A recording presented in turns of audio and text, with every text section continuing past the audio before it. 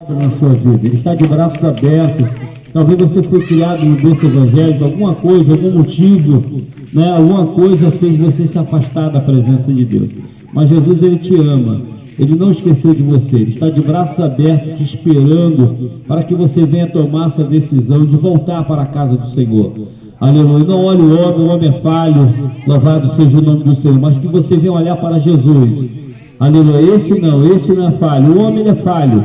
Nós somos sujeitos a erros. Mas o Senhor ele tem nos perdoado. Através da sua morte na cruz, Ele derramou seu sangue por amor de toda a humanidade. Você está incluído, aleluia, na morte de Jesus. Então que nessa tarde você venha abrir o teu coração, deixar Ele entrar, fazer morada. Não perca essa oportunidade. Talvez essa oportunidade seja a última oportunidade sua. Então não perca essa oportunidade, meu irmão. Porque diz a Bíblia que o dia da manhã só pertence a Deus.